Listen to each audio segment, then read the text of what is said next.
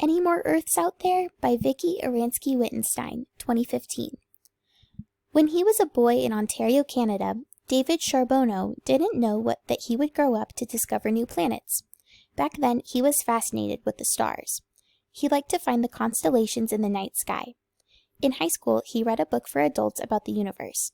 I didn't understand most of it, but it excited my interest in space, he says. Now he hunts for planets that orbit stars beyond our sun. They are called extrasolar planets. More than 600 of these planets have been found so far. Most of them are giants like Jupiter and Saturn. Dr. Charbonneau is searching for smaller, rocky planets with the conditions for life, planets like Earth. Stars that wobble. From Earth, no one can see an extrasolar planet, even while using the most powerful telescopes. Astronomers had to figure out how to find them. In 1995, Dr. Geoffrey Marcy and Dr. Paul Butler developed the first technique, the wobble method. They knew that the sun is a star. The pull of the sun's gravity keeps Earth and the other planets in their orbits. The gravity of each planet also pulls on the sun, making the sun wobble a little. Dr. Marcy and Dr. Butler reasoned that any star that had planets would also wobble. After a long search, they found some stars that wobble and declared that they had found new planets. But some astronomers thought the two scientists were wrong, that they had not really found planets.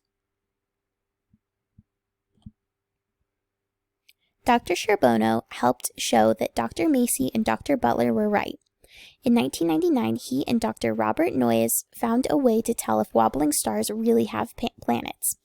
If a star had a planet, then the planet might cross in front or transit the star. Then the planet would cast a shadow, blocking some of the star's light. The star would become dimmer. In a parking lot in Boulder, Colorado, David Charbonneau and Dr. Timothy Brown set up a small telescope. They watched wobbling stars. One night, they saw star HD 209458 become dimmer. The star had a planet.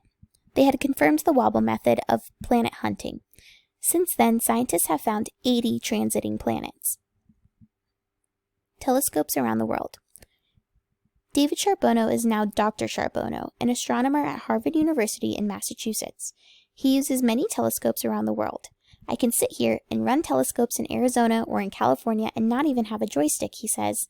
I am sleeping while the telescopes are run by a computer program. Dr. Charbonneau is also on the team that runs NASA's Kepler Space Telescope. Kepler orbits Earth watching for the dimming of stars. Kepler has found more than 2,300 shadows moving across the stars. So far, other astronomers have confirmed that 61 of those shadows are indeed planets. Among those 61 new planets, the Kepler team has found 3 Earth-like planets orbiting stars much like our Sun. The first is a large planet known as Super-Earth. The other 2 are about the size of Earth.